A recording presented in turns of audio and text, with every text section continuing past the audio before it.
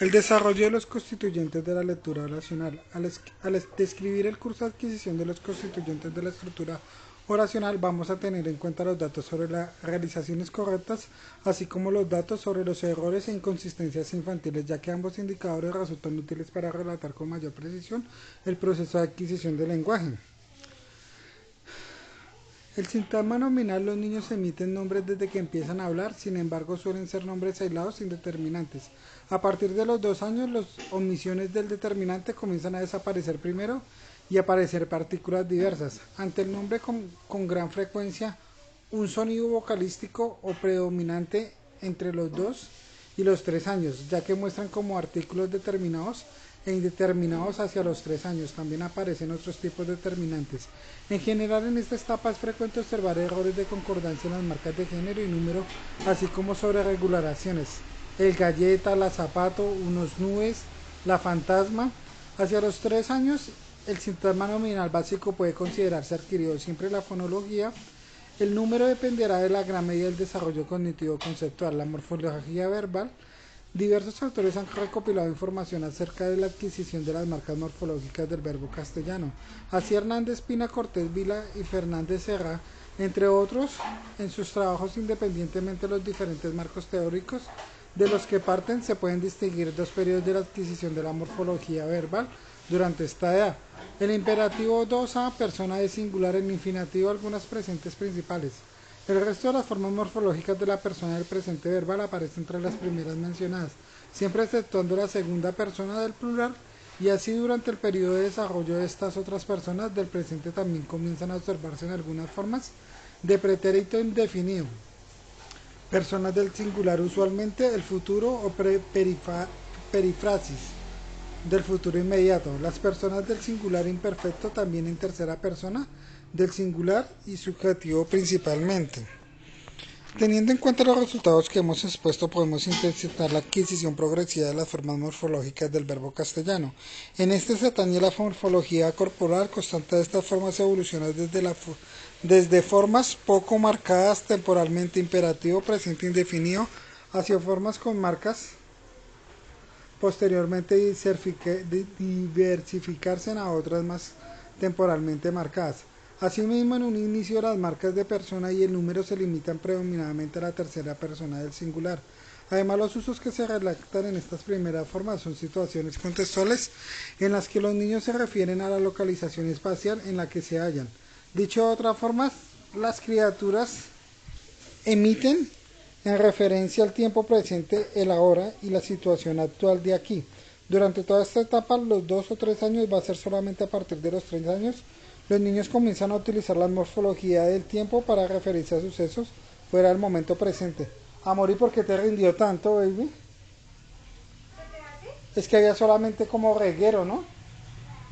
Pues la verdad, limpié la sala así como siempre, no le pasé, pasé la limpié fue con alcohol por encimita Pero te quedó bonita, amor.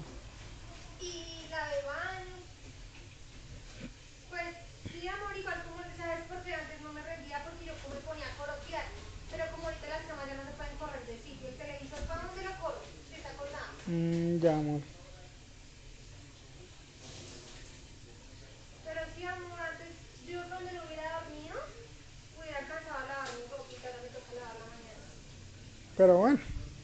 Las oraciones interrogativas y el aparato precedente hemos visto cómo se van constituyendo los distintos sistemas de irse integrados formarán la oración. Sin embargo, no hemos tratado de los diferentes tipos de oración según la cual la intención del emisor, una manera de introducir la subjetividad o la modalidad es mediante la tipología oracional. En este apartado nos vamos a referir al curso de adquisición de las oraciones interrogativas, puesto que su curso en adquisición es una relevancia hasta edad. Los niños empiezan a producir enunciados interrogativos basados en la entonación. Desde los inicios del habla, incluso en la etapa del balbuceo, concretamente el tono de los niños, entonan de manera ascendente ciertas producciones de una palabra y más adelante construcciones de 2 o más palabras. Sin embargo, las oraciones interrogativas se requieren ciertas partículas interrogativas. Se trata de una habilidad a la cual parecen influir diversos factores, y ya sean lingüísticos o cognitivos y pragmáticos. El total se estructura en correspondiente a cada partícula interrogativa se visualiza en la tabla 6. Se observa que el peso de las oraciones interrogativas hasta los 36 meses recae principalmente en el pronombre interrogativo que supone que la mitad del total de las oraciones y en medida del adverbio donde las producciones interrogativas realizan a partir de dos palabras interrogativas explican el 83% total de las preguntas emitidas durante todo el periodo analizado. En conjunto, los pronombres y los adverbios que como quién, por qué, solo representan el 16% total de las preguntas. Cabe señalar la reducida importancia de otros pronombres determinantes o adverbios interrogativos que no sean los mencionados, solo el 1% por parte si tenemos en cuenta la aparición de las partículas interrogativas a lo largo del periodo de estudio. Podemos establecer la secuencia de la aparición de los diversos pronombres y adverbios interrogativos.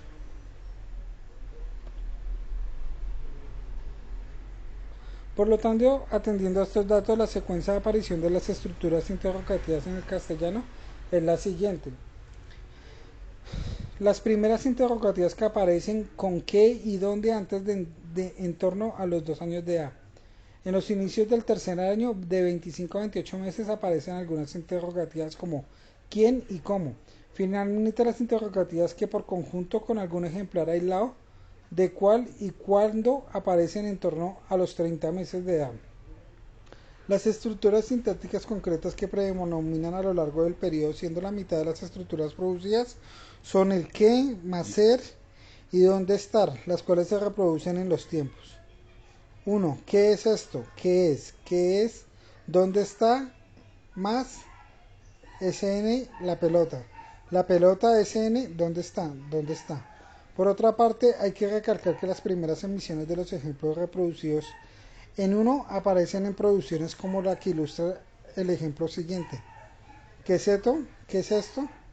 Parece que los niños iniciarán el aprendizaje de las interrogativas parciales a partir del aprendizaje de ciertas estructuras muy concretas o prototípicas ceñidas a los contextos determinantes y posteriormente muy influidas por factores semánticos. Hay que destacar que además que los niños no producen errores sintácticos en la realización de la interrogativa en el castellano, mientras que este es un aspecto que sí se ha observado a otras lenguas como la inglesa. El juego simbólico. En el capítulo anterior damos la cuenta como al final del segundo año de vida el juego del niño dejaba de ser o de ser exclusivamente un juego puramente sensoromotor. Los objetos empezaban a ser asimilados en un formato convencional y el uso de los niños elaboraban incipientes acciones que parecían recrear o simular situaciones de la vida real para peinar los muñecos, darles de comer con la cucharilla, hacer correr el coche, un juguete, etc.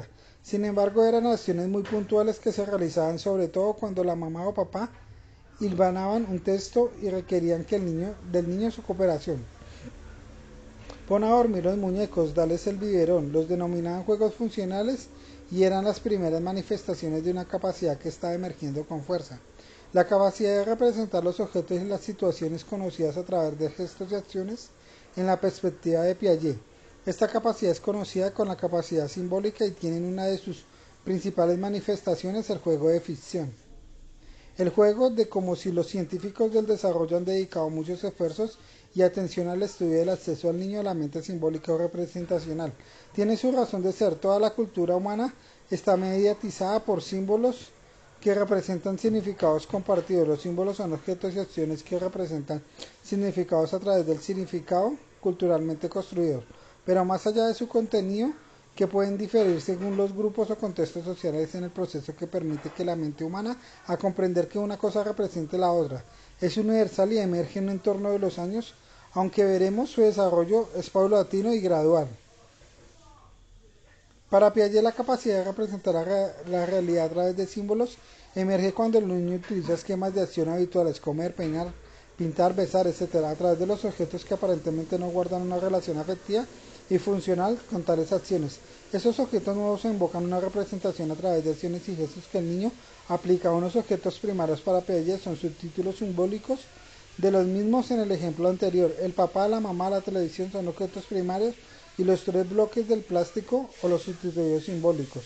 Otra forma de representar sería decir que la actividad simbólica extraña la capacidad de representar un significado. Papá te ve a través de un significante bloque que no guarda apenas una relación icónica en el primero. Como vemos, la teoría de Piaget para la capacidad de la representación y la capacidad simbólica aparecen intrínsecamente relacionadas ambas y derivan ambas de la transformación gradual de los esquemas porcentuales y motores que caracterizan la inteligencia más práctica o sensoromotora. Estas perspectivas han sido puestas en tela de juicio por varios autores, aunque por las razones distintas. Sin embargo, el aspecto más debatido se centra en el uso de la palabra simbólico para hacer referencia a este juego de ficción o de simulación que hacen los niños. Aunque todos los autores están de acuerdo con que la descripción de Piaget corresponde a la capacidad de jugar simulando, fingiendo, haciendo, como así no lo están en dos aspectos.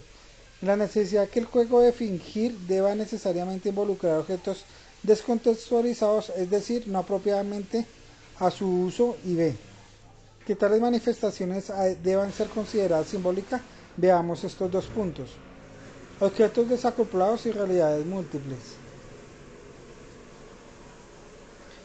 El niño comprende que puede reproducir acciones familiares irreconocibles, beber de un vaso, hacer un caballito de galope, incluso aunque estas acciones se ajustan, no estén sacadas de la realidad, como cuando el niño hace correr el tren diciendo pi pi, el tren real hace este sonido.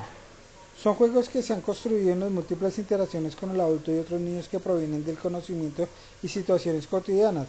Lo que el niño ha interiorizado es el formato de acción del juego que produce un contexto lúdico sin que necesariamente tenga conciencia de que está reproduciendo, está haciendo como si fingiera un estado de cosas reales. Este nivel se comprende de esquemas de acción aislados. Hacer, correr el coche, pasar el peine por el pelo, la muñeca, se corresponde a lo que nosotros hemos denominado juegos funcionales, típicos del final del segundo año de vida.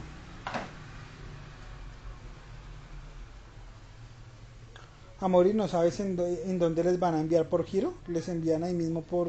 ¿Ya están pagando? pero por giro? Sí, me está por giro. ¿Ya miraste? ¿Está por giro? ¿Y los de giros en el mismo lado? Voy a comprar el libro para ver qué será que pregunta allá. ¿Cómo, amor? Pero es que cuando le compramos la pijama Sofía, pero fuimos de la compra, voy a decirle a que me la dejen sin mí, que la traje. Emerge el niño la conciencia de que deliberadamente tanto él como el papá y la mamá estarán produciendo un esquema de acción o una breve situación que simula una situación real. Cuando el niño juega por teléfono sabe que está fingiendo una acción que hace la mamá o el papá o él mismo con un concepto no lúdico.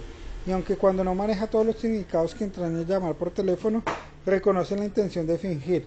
Tanto en sí mismo como los demás es la etapa en que emerge poco después de los 2 años.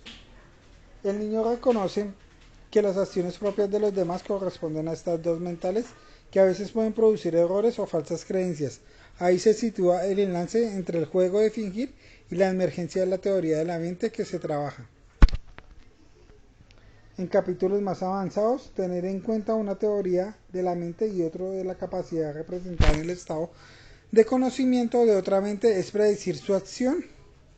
En función de este estado de estabilidad no emerge en los niños hasta los 3-4 años, que se desarrolla también de forma progresiva. Finalmente los niños empiezan a comprender el proceso representacional que subyace a la actitud de los juegos de como si, cuando ve, por ejemplo, cuando un adulto u otro niño hacer como que pescan, tiene la idea de las acciones prototípicas que se corresponden con la acción de pescar real y de que se están utilizando como una representación de la acción de pescar. Este nivel es mucho más avanzado y no se consigue hasta por lo menos la edad de 6 años y va progresando a la par de que el niño experimente y conoce mundos reales o imaginarios. El acceso a los símbolos.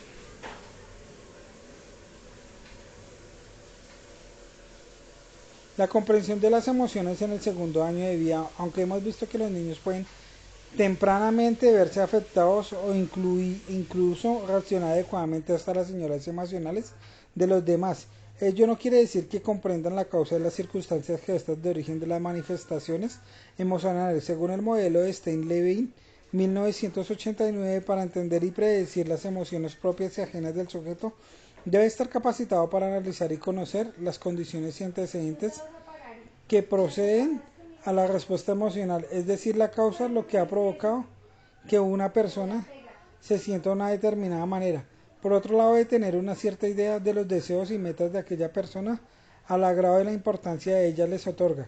¿En qué medida los acontecimientos han afectado la posibilidad de ceder o mantener los objetivos? La comprensión de las emociones se abre en la mente del niño y a empezar su segundo año de vida es ahora cuando el niño participa cada vez más activamente en sus interacciones sociales, con los padres y también con los hermanos. Por ello se ve envuelto en situaciones emocionales tanto positivas como negativas.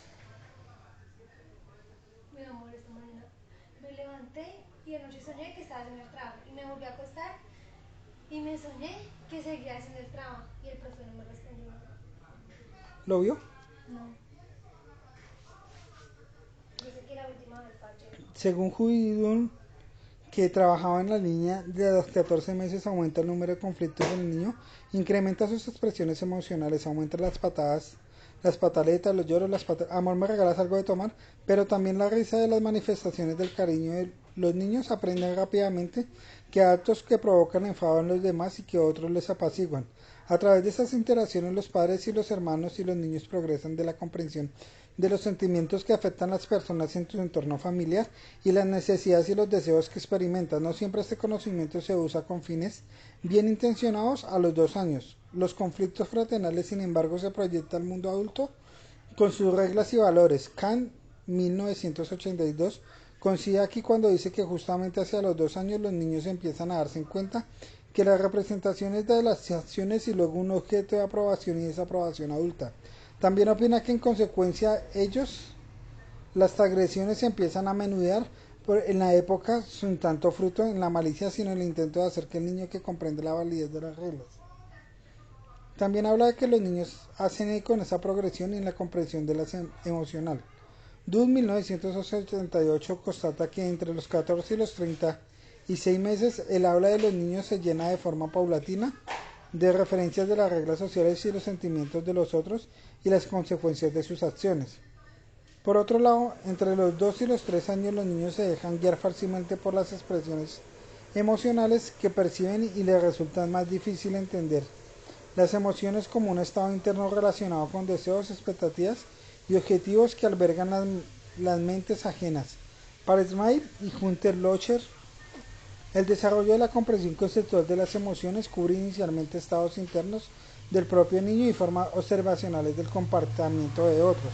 Es decir, los niños recurren primero a las expresiones emocionales que perciben como un índice para interpretar una situación determinada.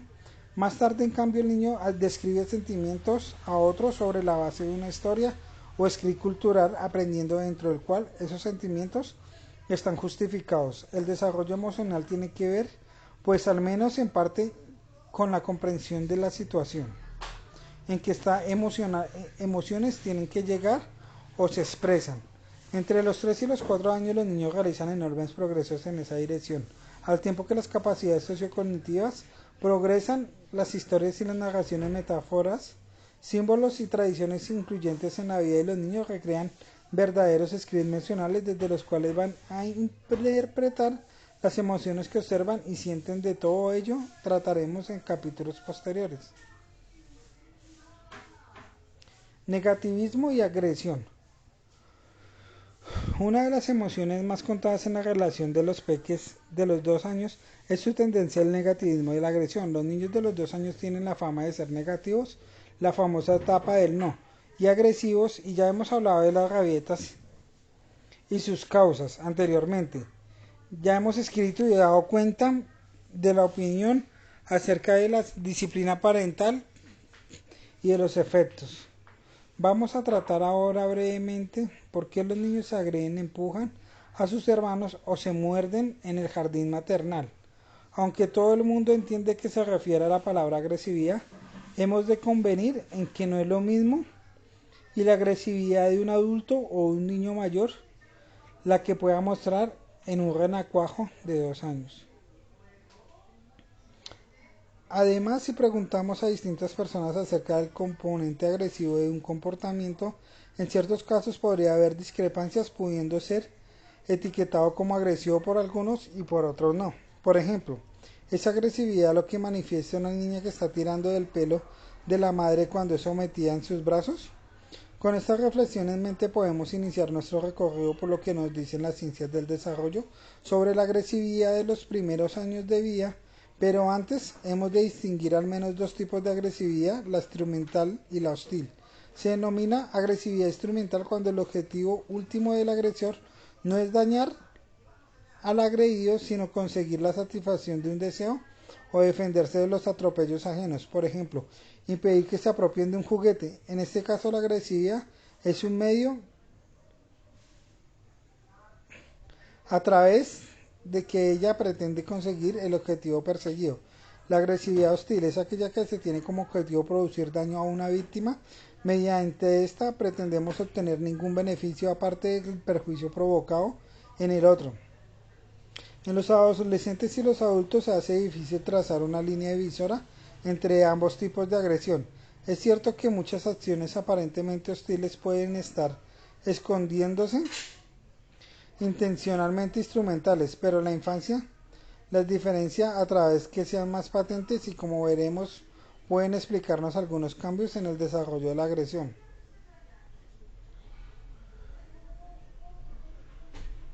Factores que intervienen en la conducta agresiva. Desde la perspectiva evolucional y la agresiva ha sido vista como una forma de conducta la cual ha evolucionado a favor de la supervivencia de los organismos. Las especies, en este sentido, las conductas agonistas permiten defenderse del medio hostil y contribuyen a la consecución de recursos necesarios para sobrevivir, reproducirse y perpetuar a través de la decencia. La agresividad también ha sido considerado como la forma regular de comportamientos interpersonales. Los recientes estudios sobre la reorganización social de los grupos de los niños muestran que la conducta agresiva interviene en la estructuración de las relaciones de dominancia. Por otro lado, las relaciones interpersonales juegan un papel fundamental en la regulación del comportamiento agresivo. Estas atribuciones que hemos señalado son ciertamente las explicaciones de los factores psicobiológicos y sociales del origen del desarrollo de la conducta agresiva. Desde la perspectiva psicobiológica, la agresividad se ha relacionado con una genética con ciertas sustancias bioquímicas y sustratos neurofisiológicos. A pesar que esta es aplaudible, en las hormonas estén implicados la conducta agresiva de algunos autores, nos aconsejan ser muy cautos, ya que este sistema hormonal está abierto a la experiencia, incluso de animales varían según la estación del año, el momento del día, de interacción social, de la historia y el desarrollo, etcétera.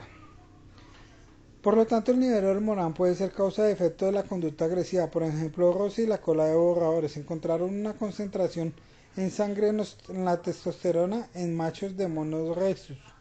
Variaba en función de que si habían salido victoriosos en una situación conflictiva o habían sido derrotados. ¿Qué necesitas, amor?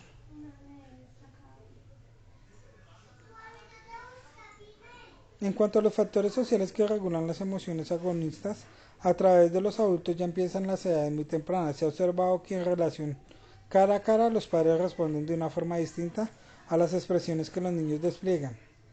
Por regla general, los padres promueven las expresiones positivas, mientras que las negativas son respondidas con tristeza o indiferencia. El resultado es que bajo la influencia del adulto, el niño paulatinamente va expresando cada vez más expresiones positivas y enmascara las negativas con expresiones parecidas a las mostradas por los padres. Por ejemplo, hacer morros. A medida que el niño crece, los padres se hacen menos permisivos con las rabietas de las conductas agresivas de sus hijos.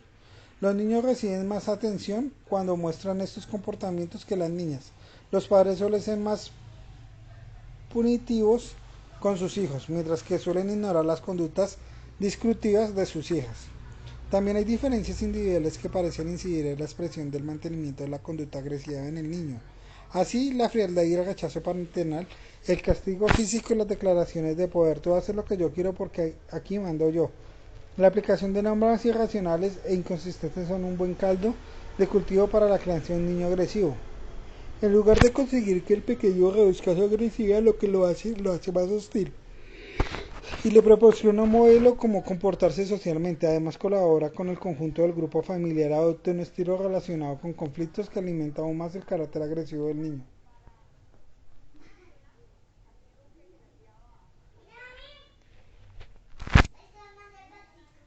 Bueno,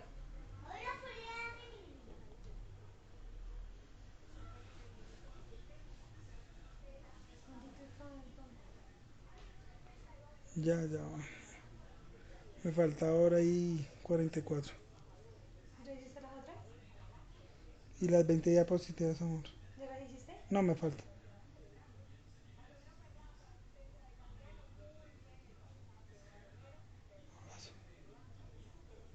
De su agresividad lo hace más hostil y proporciona un modelo como comportamiento social.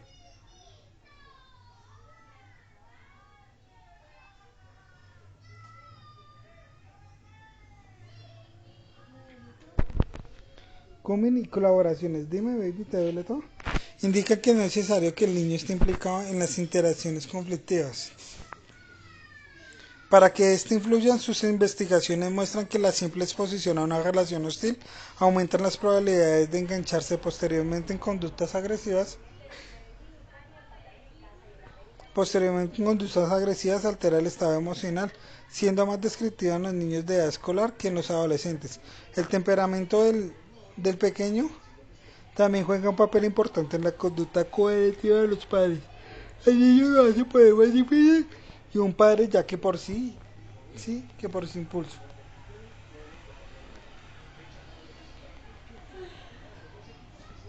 Uy, no, amor, no volver a comprar ese caldo. Me lo tomé caliente, amor, y usted ya viste cómo me quedó esa boca. Muchas gracias.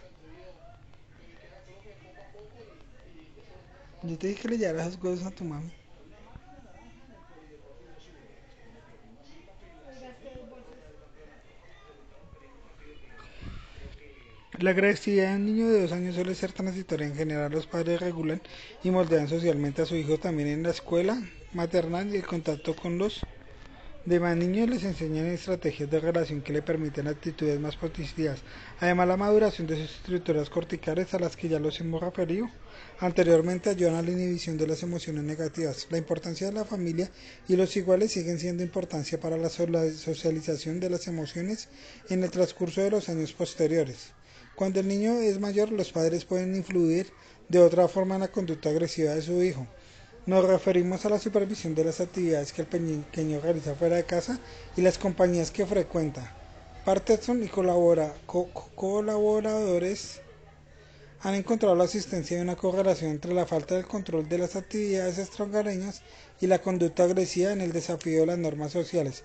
Una supervisión deficitaria no siempre tiene que ser debida al interés de los padres por sus hijos. Una madre sola, por ejemplo, puede tener dificultades para compaginar el trabajo con la supervisión de los hijos. Así, la estructura de las circunstancias por las que la familia pasa pueden ser factores muy importantes que incidan en los recursos y el tiempo disponible que permitan la adecuación y regulación, por lo que el niño hace que las relaciones se establezcan fuera del hogar. La relación con los iguales es otro de los factores que refuerzan la minora la conducta agresiva. Como ya hemos dicho, el niño agresivo puede tener tendencias a escoger ambientes que se ajustan a sus características personales.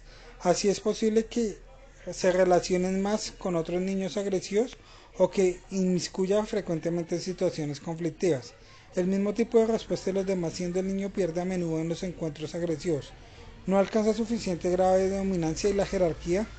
El grupo puede regular su conducta agresiva, pero si suele salir vencedor, todo ello que introduce el niño agresivo es un ciclo de relaciones hostiles que mantienen y aumentan este tipo de conductas y que a largo plazo pueden agravar por el rechazo y el aislamiento que provoca en su grupo de iguales, el consiguiente estilo cognitivo que generan, siendo mucho más sensibles y ven las intenciones malévolas donde no existe. Manifiestan que los costes sociales... Mira, amor, esa camiseta tan bonita. ¿Ya la viste? Yo la quiero, pero si sale en otro color, si sale negra o blanca.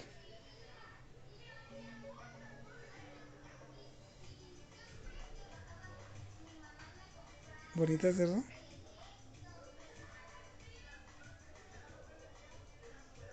Se parece a la que estaba antes de si esa de esa, la otra era una boleta. Esa es bonita, es hermosa,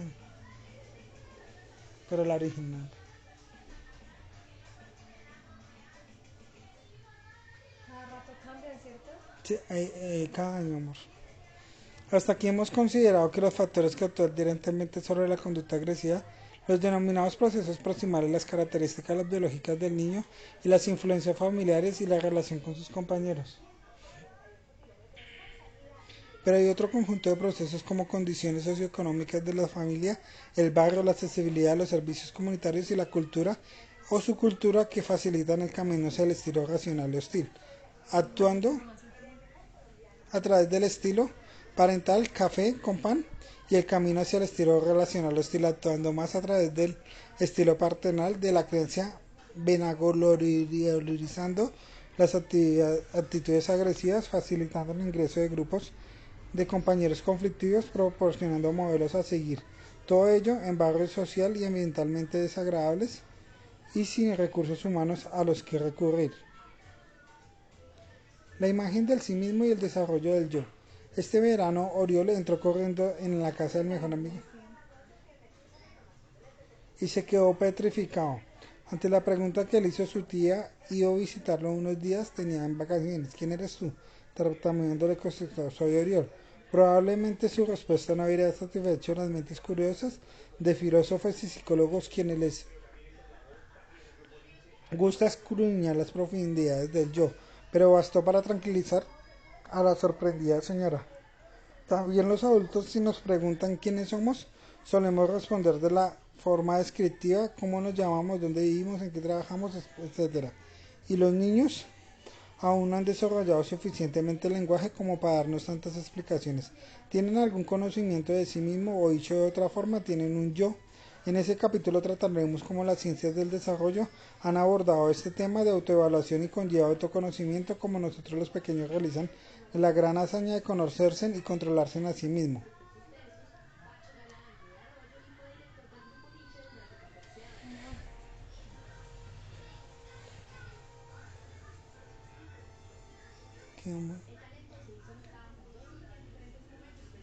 La joya. El yo del mí. Para estudiar el origen del desarrollo del yo, la mayoría de los psicólogos han encontrado una útil distinción que hizo W. James en el conocimiento de sí mismo y en el yo y en el mí. Según el autor, en el siglo pasado, el yo subjetivo es el conocedor que tiene las experiencias, las construye, las interpreta y las valora. El yo se mantiene constantemente a través del tiempo y los eventos que discuten a lo largo de la vida y nos ve distintos de las otras cosas y personas que nos rodean. En mí el objetivo puede ser conocido desde esta forma, parte de la descripción de lo que hacemos nosotros mismos, nuestros atributos físicos y mentales y nuestras propiedades de relaciones. Amor. ¿Me compras? Establecer momento que emerge una investigación sobre este tema. Los bebés son extremadamente complicados a pesar que la psicología tradicional ha concebido la imagen del bebé que llegaba al mundo sin la capacidad de distinguir el sentimiento inconsciente de ser distinto a las entidades que nos rodean. Amor, todo me pide, amor, quiero viajar. Schaffer son los trabajos que Wall en el año de 1969, según los cuales el niño de 3 semanas repite un sonido parecido al lloro por placer y para atraer la atención de los adultos.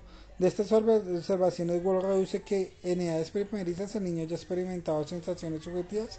Estas sensaciones se convierten en el cuerpo y en el centro de sus actividades. Le permiten operar e implican un yo. Aunque sea incipiente en la naturaleza primordial, la conciencia sobre la propia corporeidad progresa rápidamente. Lewis y Boygun comprobaron que los niños de 9 a 12 meses mueven su cuerpo para mantener la pantalla de un televisor en movimiento y de su propia imagen registrada previamente con una cámara de video. Además, los niños mantenían su interés cuando las imágenes eran contingentes con sus movimientos, mientras que los que perdían por las imágenes no respondían a sus expectativas. No obstante que los niños reaccionados en su propia imagen hacia el final del primer año no significa que se reconozcan en ella como objeto mí. Los investigadores han utilizado el espejo como instrumento para investigar la emergencia del conocimiento del mí. Lewis en 1987 colocaba al pequeño frente a un espejo para observar cuál era la reacción de su imagen.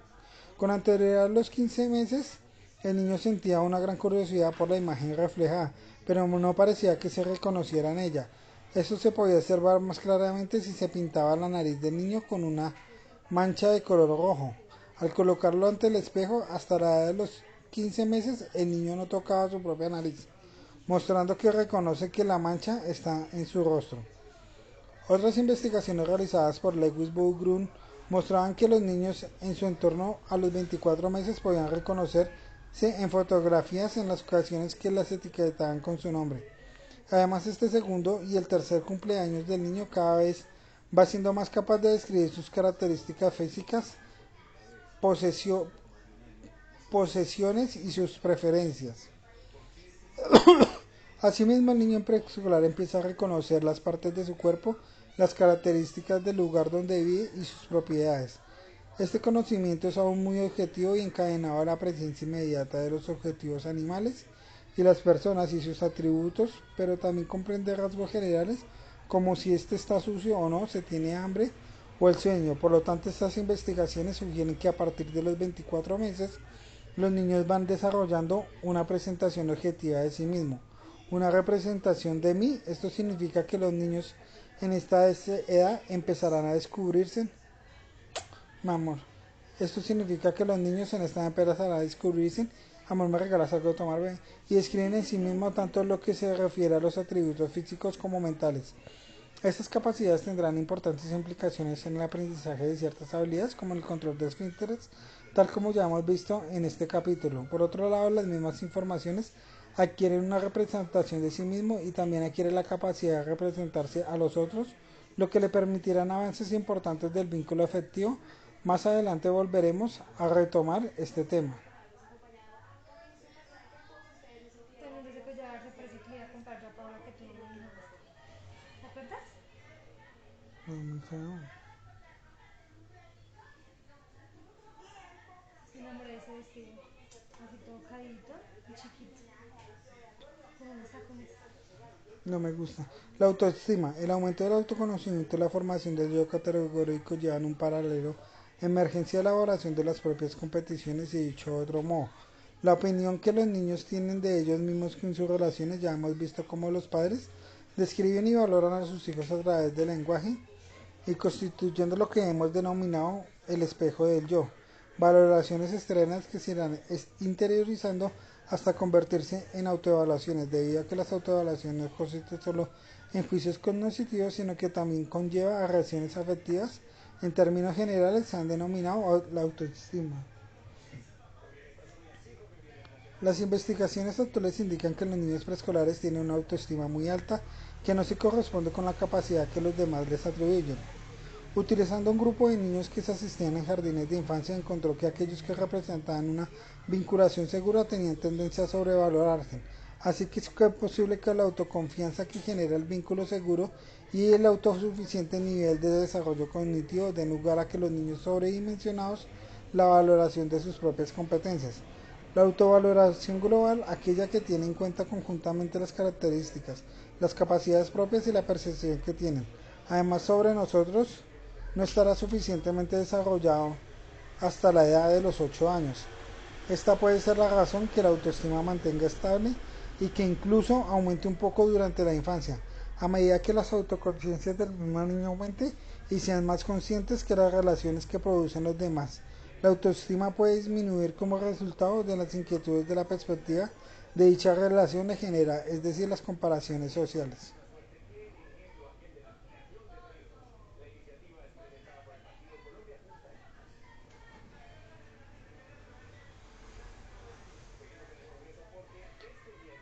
Séptimo, la ampliación, horizontes y conocimientos, la paz de los tres. La sabiduría popular habla que los 3 años como... Amor, ¿tú sí sabías que a mí el jugo se me dañó? Los dos juguitos. Yo boté los dos tarros, amor. Y le eché otra vez leche. No, cuando me lo fui a tomar, yo, y hasta me regó un poquito ahí encima de la mesa y todo. Porque eso se como si hubiera sido gaseoso.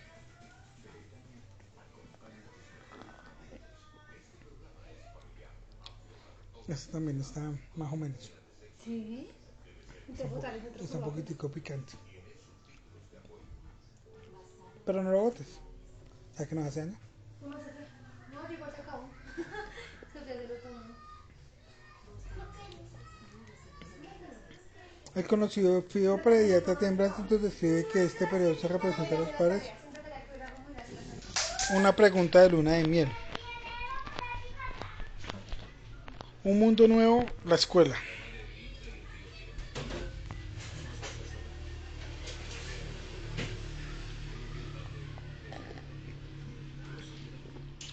A pesar que la enseñanza obligatoria se sitúa a partir de los 6 años, cada vez son más los padres que escolarizan a sus hijos con anterioridad a esa edad. Desde la aprobación del LOCE, la Ley de Ordenación General del Sistema Educativo Español, la educación de 0 a 6 años también se contempla como parte del ciclo educativo, pues que la mayoría de las escuelas maternales no ofrecen continuidad más allá de los 3 o 4 años de edad. La gran mayoría de los niños y niñas se incorporan a las instituciones que tradicionalmente conocemos como escuela o colegio. El hogar familiar no es el único contexto en el que el niño aprende significados culturales de la sociedad en la que vive. ¿Qué pasó, Ivy? O las normas y valores del comportamiento que rigen los principios del proceso de socialización. En perspectiva ecológica de Bronfenbrenner, existen muchas instancias o ámbitos de socialización que inciden en el desarrollo infantil y que además de el barrio, la familia y la escuela forman lo que denominan microsistemas. Los vínculos que se forman entre estos entornos constituyen los mesosistemas, exosistemas y macrosistemas. Las entradas y salidas de algunos de esos entornos provocan reorganizaciones internas del efecto dominó. Son las denominaciones transiciones ecológicas, y una transición ecológica se produce cuando la posición de una persona en el ambiente ecológico se modifica como consecuencia de un cambio de papel en torno a ambos a la vez. En este sentido, la entrada del mundo escolar representa una verdadera transición ecológica del niño o la niña. Hay que tener en cuenta que el primer curso de la educación infantil va a suponer un periodo de adaptación de los niños y niñas a un nuevo contexto que implica una ampliación del mundo de relaciones, y es evidente que los pequeños se inician al llegar a la escuela un nuevo papeles sociales, y el niño no actúa en la escuela como lo hace dentro del ámbito familiar. Y aunque la etapa de escuela maternal pueda haber constituido un preliminar en esos nuevos aprendizajes, la verdadera educación formal empieza con el ingreso a la escuela.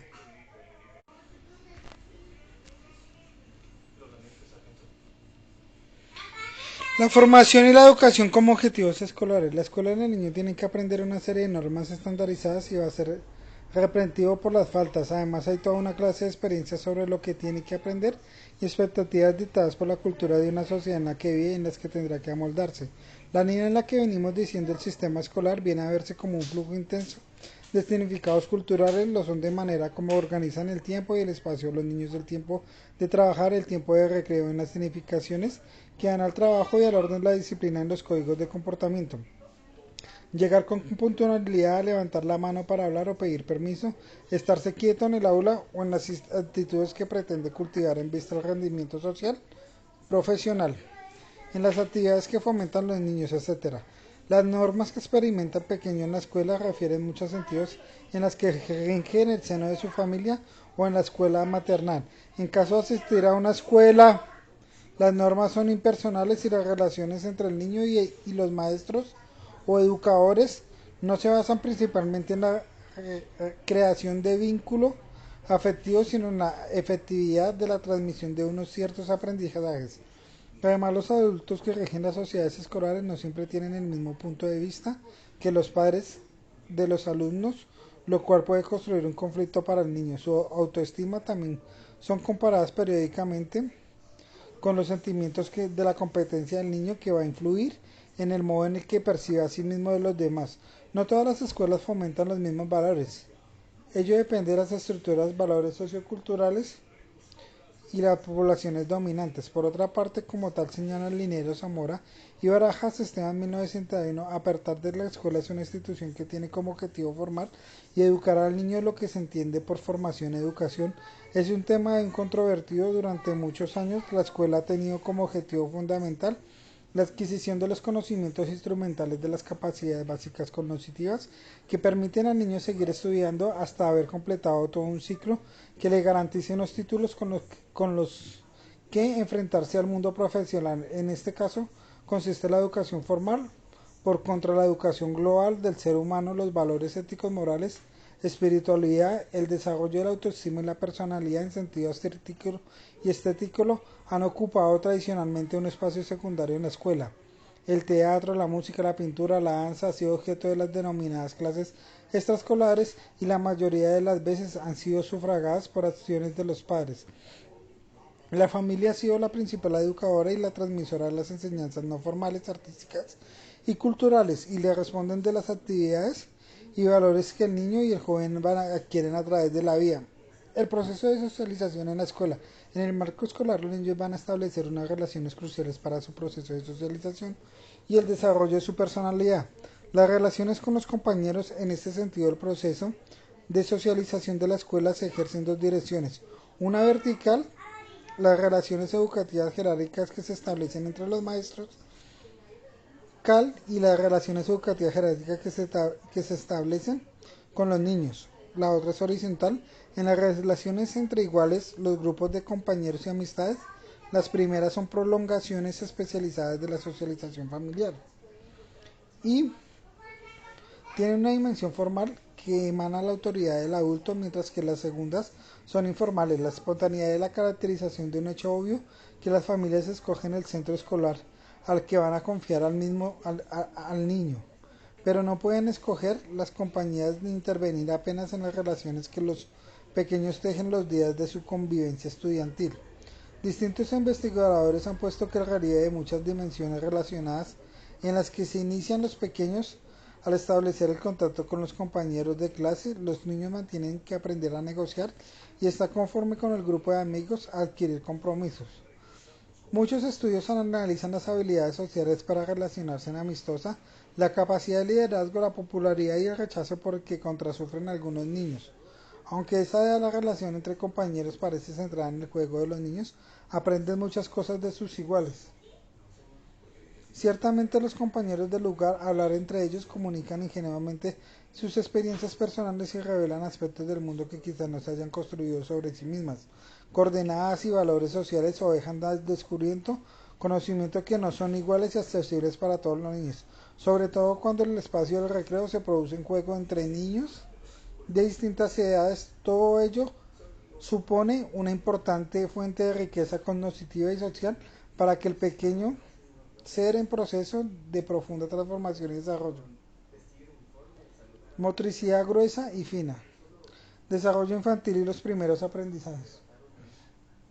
Los niños de 3 años van adquiriendo una apariencia física más estilizada, similar a la de los adultos. A la edad de la altura media se sitúa entre 90 y 105 centímetros, su peso medio entre 12 y 20 kilogramos. Además, durante este periodo completan el desarrollo de la dentadura, dientes de leche. Estos cambios físicos se pueden apreciar casi a simple vista, pero también los cambios psicológicos se pueden distinguir si observamos a un niño o niña de estas edades. A continuación podemos ver algunos de los más destacables. La motricidad gruesa y fina. En relación a la motricidad gruesa, los niños de 3 años progresan de ser buenos saltadores a ser buenos saltadores expertos. Efectivamente saltan diversas alturas y longitudes, lo que hacen diferentes maneras con los 2 pies a uno. Hacia los 3 años y medio pueden mantenerse sobre un pie de 2 a 5 segundos, incluso saltar a pata coja. También son capaces de caminar en puntillas, corren bien, les encanta pedalear sobre un triciclo. La pelota es otro de los juegos que revela maduración motriz. Chutan y lanzan bastante bien, sin embargo coger una pelota al vuelo es más difícil para ellos. Coordinar estrategias perceptivo-motrices y necesarias para recoger la pelota con precisión no se desarrollan completamente hasta cerca de los 10 años de edad y requieren práctica, pero a los 3 años pueden coger una pelota ancha con los brazos extendidos al frente de su cuerpo. Luego comprenden a cogerla con los codos doblados y además de jugar la pelota, los pequeños también pasan mucho tiempo experimentando sus habilidades físicas en toboganes, cuerdas y demás aparatos recreativos como los habituales en los parques o zonas de recreo infantiles. Las habilidades motoras finas devienen notablemente de la sofisticación entre los 3 o 4 años. Durante el periodo aprenden a construir torres de más de 10 cubos y a realizar puzzles de 7 a 15 piezas.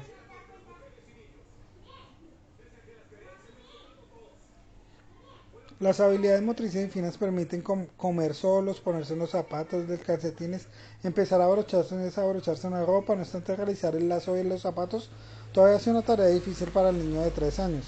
Las habilidades manuales necesarias para posterior aprendizaje de la lectoescritura también progresan enormemente entre los 3 y los 4 años. Se desarrollan estrategias necesarias para copiar figuras sencillas como una cruz, un cuadrado. En ello les permite iniciar una copia de algunas letras, especialmente las de su nombre. En torno a los 4 años vamos a observar cómo dibujar una persona. Distinguen claramente la cabeza, incluyen uno o tres rasgos de la figura humana. El manejo de los colores y de la pintura son más diestros. Les gusta hacer garabatos y manchas de colores, dibujar utilizando movimientos horizontales y circulares. También las habilidades con las tijeras está mejorando a los 3 años. Los niños pueden realizar un corte continuo en una hoja de papel y a los 3 y medio cortar una línea recta con alguna desviación. Por supuesto, las edades son orientativas, como hemos repetido a lo largo del libro. Cada niño dentro de sus expectativas evolutivas universales progresa de acuerdo con su propio ritmo y oportunidades de aprendizaje en el medio que le depara.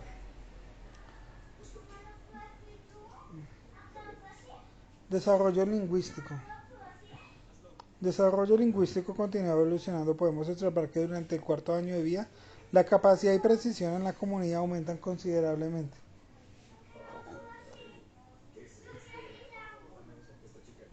Debido a una mejor pronunciación y al mayor dominio de los recursos morfotácticos, permiten utilizar con relativa fluidez las oraciones complejas. El dominio del lenguaje permite que los niños contar historias simples, aunque usualmente con el soporte de la lengua, ya que realiza correctamente la mayoría de ocasiones. Con estas mejoras en el habla de esa edad se hace más intangible y contribuye a que la comunicación sea más fluida con las personas de su entorno. Con relación al progreso gramatical, paralelamente a la adquisición de las oraciones simples y de algunos de sus refinamientos, los niños de esta edad empiezan a combinar estructuras para formar construcciones más complejas. El dominio de algunos recursos sintácticos y morfológicos permite al niño combinar explícitamente dos estructuras para formar un todo más complejo. La adquisición de estos mecanismos va a permitir progresivamente conectar significados y va a sentar las bases de la creación y las explicaciones de las narraciones. En definitiva, el discurso más amplios y elaborados. A pesar de que las oraciones compuestas parecen un lenguaje infantil, a partir de los 2 años y medio los distintos tipos de oraciones compuestas se van incorporando en el lenguaje del niño y la forma progresiva del modo. Este no será hasta los 4 años cuando las estructuras básicas de subordinación y coordinación se hallen consolidadas. En general se observan que el primer momento aparecen algunas oraciones sustantivas, coordinadas, causales, relativas y finales, mientras que en el segundo momento comienzan a utilizarse con cierta frecuencia las oraciones modales condicionales y temperamentales. En la secuencia del desarrollo de las oraciones han apuntado la importancia del desarrollo conceptual y cognoscitivo y en el papel del contexto convencional.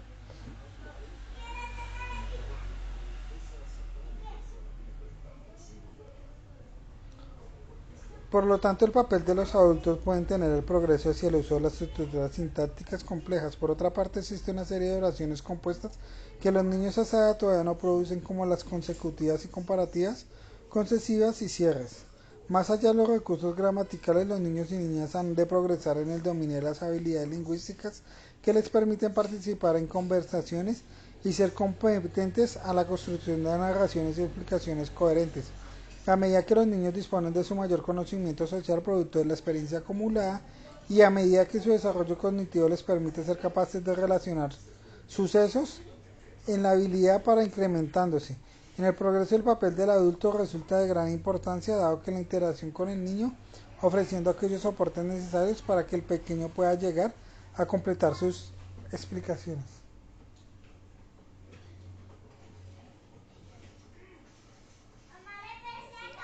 Avance en los comportamientos.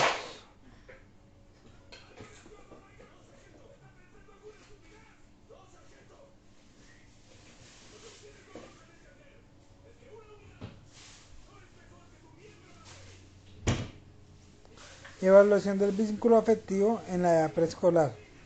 El AQS.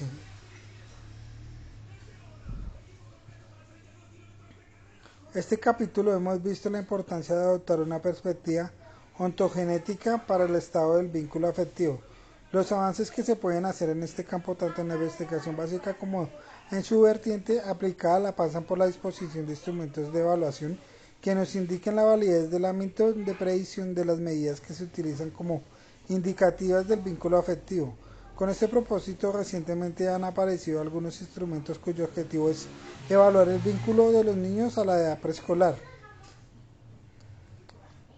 Estos dos sistemas de evaluación utilizan un procedimiento de la situación extraña ideados por Massa y Wurth, que nos referimos en el capítulo 3, que se utiliza a los niños entre los 10 y los 20 meses de edad. Más recientemente se ha elaborado un sistema de evaluación conocido como el AQS, que pueden ser utilizados en el contexto natural del hogar con los niños en las edades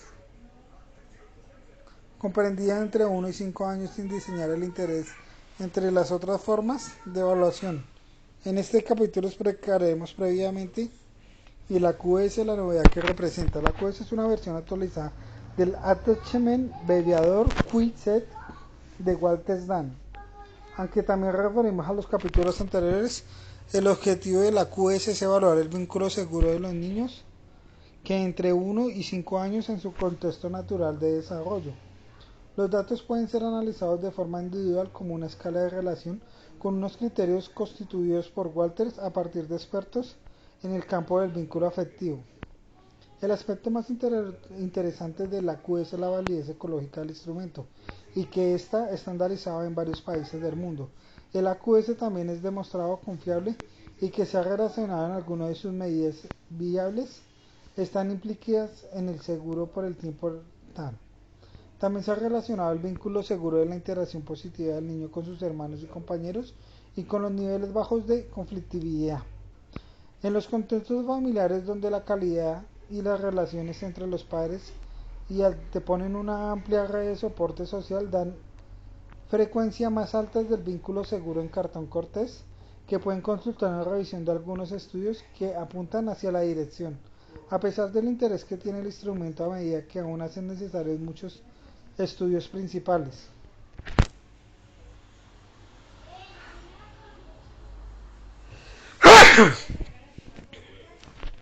Mamá empiezo a leer tu mente.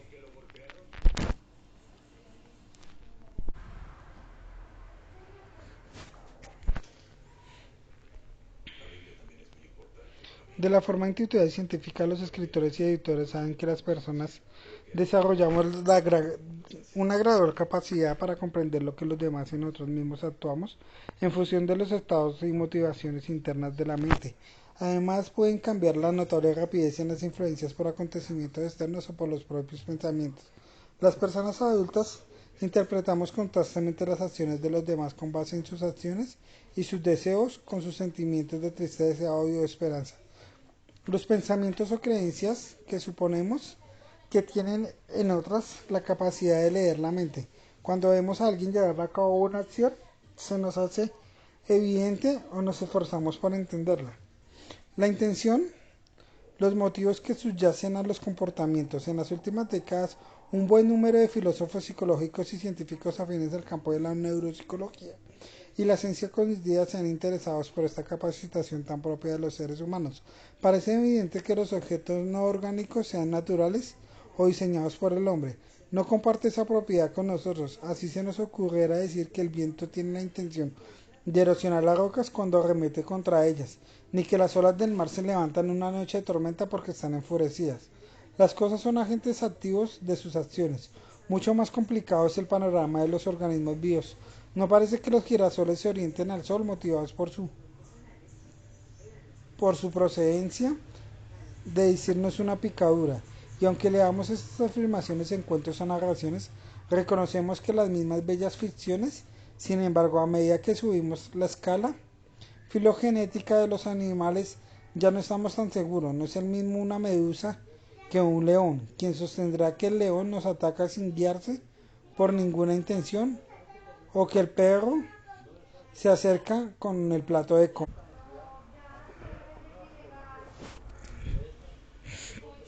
El desarrollo de la cognición social. Parte del interés de los científicos del desarrollo por el conocimiento del niño acerca el punto de vista y estados mentales de los que provienen de las tesis de Piaget sobre la estructura y el desarrollo de la inteligencia infantil. Para Piaget podéis consultar los capítulos anteriores del niño. Hasta aproximadamente los 7 años de edad no es capaz de ver, comprender el punto de vista ajeno sobre las cosas. A esta característica de la inteligencia infantil Piaget la denominó egocentrismo. Piaget definía el egocentrismo como la dificultad de tener en cuenta las diferencias de los puntos de vista entre interlocutores y por lo tanto de ser capaz de la descentralización. Piaget, Heidegger, tal como puntualiza Margaret Donaldson, el concepto del egocentrismo no se refiere a egoísta, sino centrado en sí mismo. Significa que el niño interpreta el mundo de sus seres con una propia de unos conocimientos diferentes a los suyos. En consecuencia puede llegar a imaginarse o interpretar las cosas de otra manera o una forma como los niños demuestran su egocentrismo.